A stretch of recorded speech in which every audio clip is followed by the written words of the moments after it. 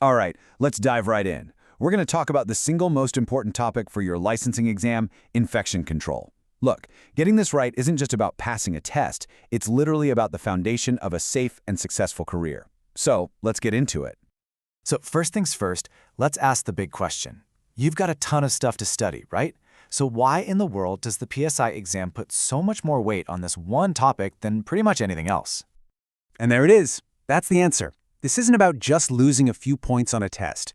In the real world, one mistake in infection control can seriously harm a client, it can open you up to huge lawsuits, and yep, it can get your license taken away. It is that serious. Okay, so that brings us to our first section. You got to understand that the exam isn't just a random bunch of questions. It's designed to reflect what matters most in the profession. And right at the very top of that list, always, is safety. Now, take a look at this chart. It really tells the whole story. The board that makes the test, PSI, they work under one giant assumption, that every single person with a license is responsible for preventing infection, all the time. They expect you to know this stuff cold. That's why this bar is sky high. It's the bedrock of public trust in what you do. So if you're going to control infection, you have to know what you're fighting. We're talking about microorganisms. But here's the key thing to remember for your exam. You don't need to be a microbiologist. The test is all about being able to recognize the threat, not giving a medical lecture on it. First on our list is bacteria. You know, these are tiny, one-celled organisms, and they're pretty much everywhere. The main thing to know is that while a lot of them are harmless, the pathogenic ones, the bad guys, can multiply like you wouldn't believe if you give them the chance, and that's what leads to infection. Next up, we have viruses. They're even tinier than bacteria, and they have one huge weakness. They absolutely need a living host to multiply. They're like little hijackers. This is a really big deal, especially when you start thinking about blood-borne pathogens like hepatitis and HIV, which are both viruses. And finally, let's talk about fungi. For your job, just think about things like mold, mildew, and some of those common scalp issues. And what do all of them love? Warm, moist environments. Sound a little familiar? Yeah, this is exactly why keeping things properly dry and ventilated in a salon is so important. All right, now that we know who the enemies are, let's talk about our rules of engagement. And I need to be really clear here. These aren't suggestions. These are the non-negotiable, absolute protocols you have to follow to keep yourself and every single client safe. This right here, this is the most important mindset you can possibly have. It's called universal precautions, and what it means is you don't get to guess or pick and choose when to be safe. You operate as if all blood and certain body fluids are infectious. No exceptions. For every client, during every service, every single time. So how does that mindset actually look in practice? Well, it breaks down into these essential actions. First, hand washing. It's not just a nice idea, it's a mandatory step before and after every client, and also after you take off your gloves. Next, PPE, personal protective equipment, things like gloves. If there's any chance at all of coming into contact with body fluids, gloves are mandatory. And finally, single-use items. This one is huge. They mean exactly what they say, one use. Things like cotton balls or neck strips can't be cleaned, so trying to reuse them is just asking for cross-contamination. Use them once and they go in the trash, period.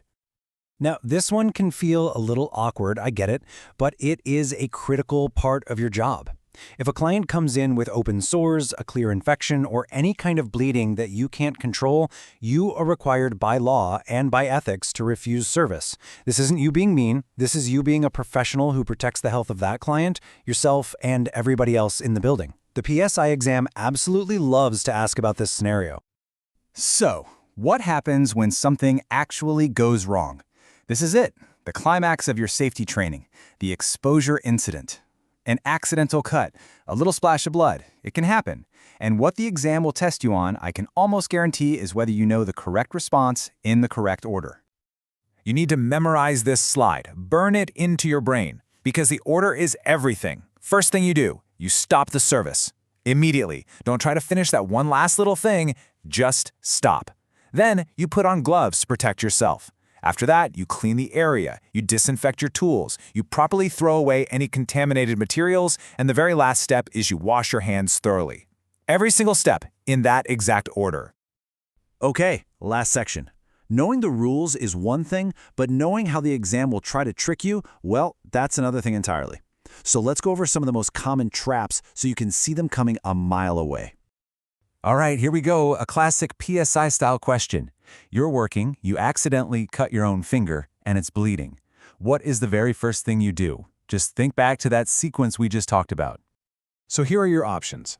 A. Apply a bandage. Seems logical, right? B.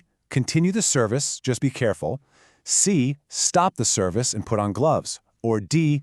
Disinfect your tools later. You know you have to do that eventually. But what is step number 1? And the correct answer is C. And notice, it's a two-part answer. You don't just stop. You stop and you immediately put on gloves. That is the official first step of the exposure incident protocol. Everything else comes after that. These are the traps you are going to see over and over again. Any answer that suggests you can keep going with the service is always wrong. Any answer that says, oh, the client said it was okay to continue, also wrong. A client can't give you permission to be unsafe. And finally, any answer that suggests you only do a partial cleanup is wrong. You have to take care of all contaminated items and surfaces. So let's boil it all down. What are the big takeaways from all this? Number 1, infection control is job 1. It's always the top priority. Number 2, universal precautions means universal.